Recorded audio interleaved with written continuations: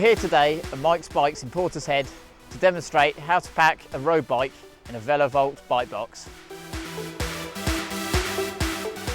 The first bike we're going to demonstrate today is a 56cm road bike. The first thing to do is to check it's going to fit in the box.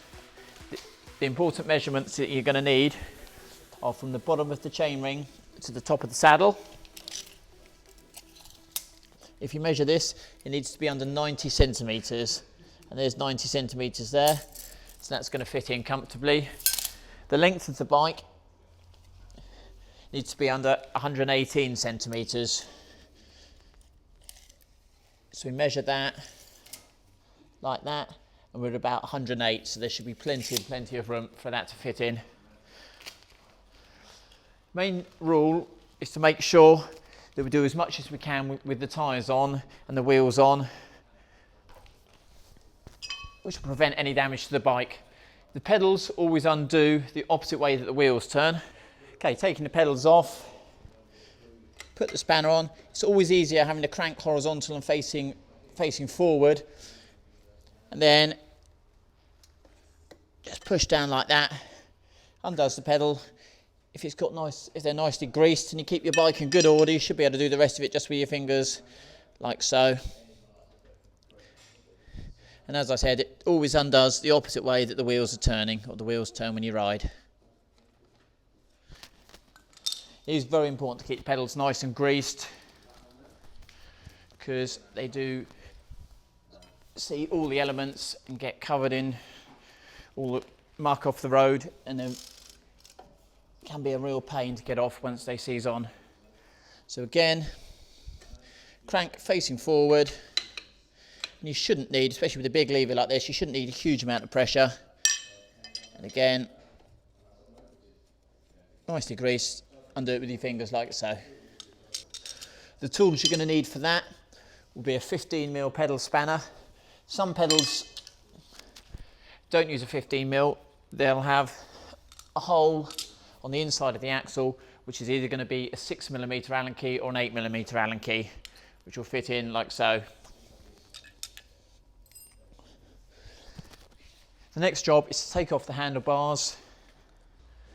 Before you start taking the handlebars off the bike, it's very important to tape the bars and make a note of the position that the handlebars are in, so that when you get to the other end, you can get the setup exactly the same as it is currently. This bike here has got some calibration lines, as you can see in the centre of the stem, which helps you get the position right. If you haven't got that on your bike, one thing you can do is get some electrical tape. All you need to do is put a small piece of this tape along the top of the bars like that.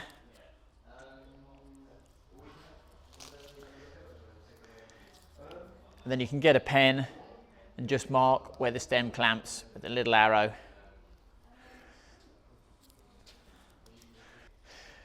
There's two ways of doing this. You can either take the plate off the front, or you can undo it at the stem. I find it's better to take the plate off the front like this. The reason for that is that you don't have to adjust the preload on the bearings, and there's no chance of damaging the bearings.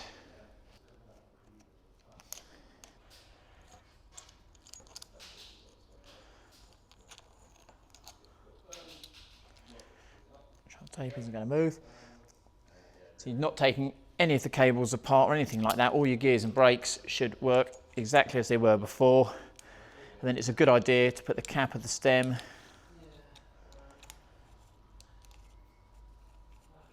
straight back on, and just tighten up the bolts nice and tight, because you don't want that rattling off in the box and getting lost or losing the bolts or the washers or anything like that.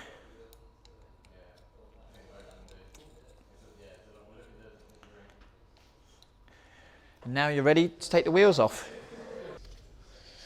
When it's safe to drop out, so you need to usually undo that just a couple of turns. If you've got caliper brakes, you'll probably need to undo the little lever to let the wheels drop out, or if they're Campag brakes, you undo it here just to allow the brake to run the tyres. With disc brakes like this, you don't need to. To take the rear wheel off, it's always easier to do in the smaller sprocket at the back. So with that, you can just shift it down to the smaller sprocket, turn the pedals.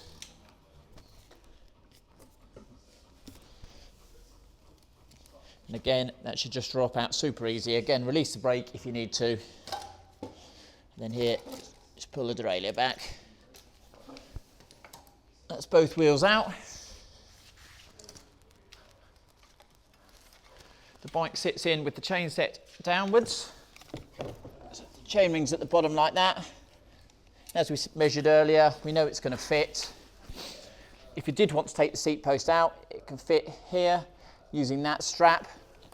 But this bike, 56 centimetres, so it's an average size bike, fits in very comfortably with the seat post in place. The Velcro straps, I've got the nice soft bit of the Velcro on the inside.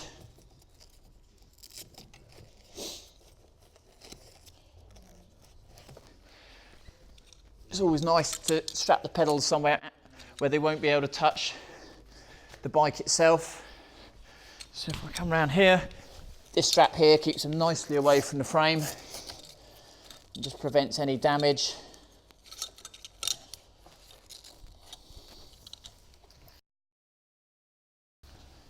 Next thing to do is to put the wheels into the box. The airlines always insist that you take the air out of the tyres.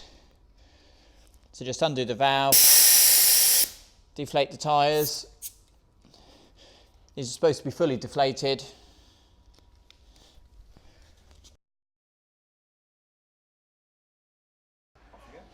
So if you take the skewer out the wheel like so,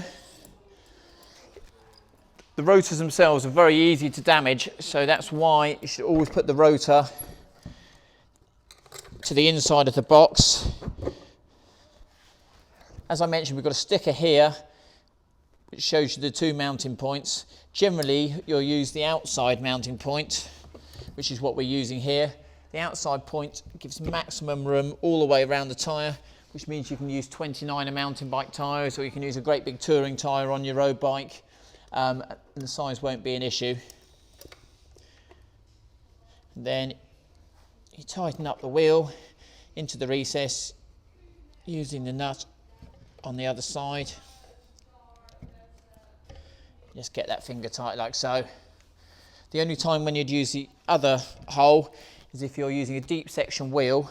The advantage of that is it's going to move the two wheels closer to each other, and when you've got a big deep section aero rim here, it's not going to hit the pole in the middle, because obviously the wheel's going to be this way a little bit. Then you can actually use your full 100mm aero wheels. You have got additional straps here if you want to use them for extra security,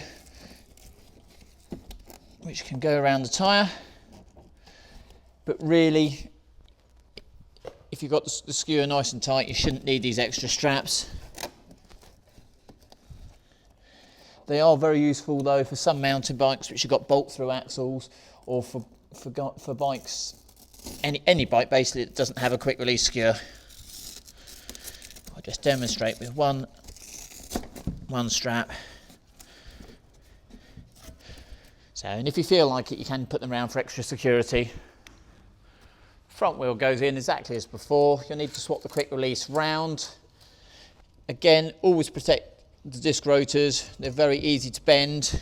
And I'm going to use that hole there because there's no deep section wheel.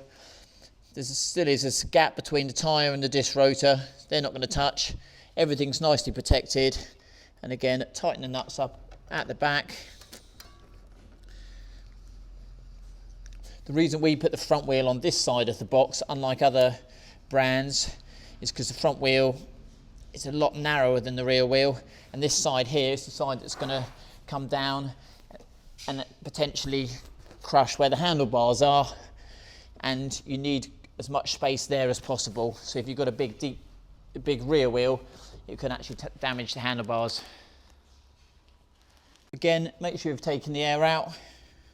So we just take it out, keep the airlines happy.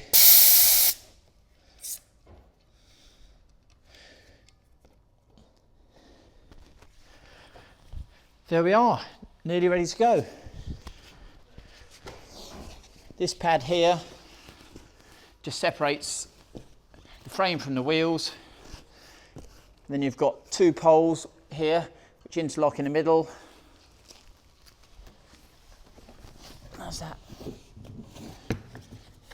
Drops down like so. Sometimes the straps just need a bit of tidying up.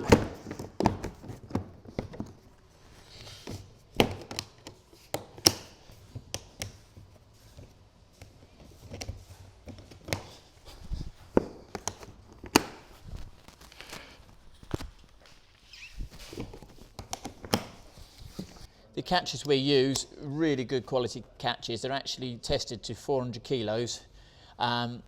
And as that shuts like that, it's got a nice little safety catch. So that's, first of all, it's in a nice recess and bags sliding along it aren't going to hit it. There's nothing that can snag that open, and then to undo it, you just do the safety catch down, and the catch comes out.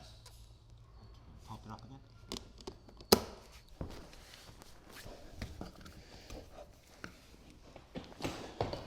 So most of the catches are what we call a safety catch, so that won't get snagged open by the airlines. You need to just push that little lever before you open it. The one catch which isn't the safety catch here is specially designed. We've done this on purpose so that you can either put a padlock through, or if you haven't got a padlock, if you do use a padlock, make sure you use a TSA approved padlock, because then the security and customs can open it with like a skeleton key. If you haven't got one of those, the best thing to do is to put a simple zip tie through and put it back on itself. And then not only does that stop that snagging open in flight, it also supplies you with a bit of security that no one can get into your bike. And then you can go off on your holidays.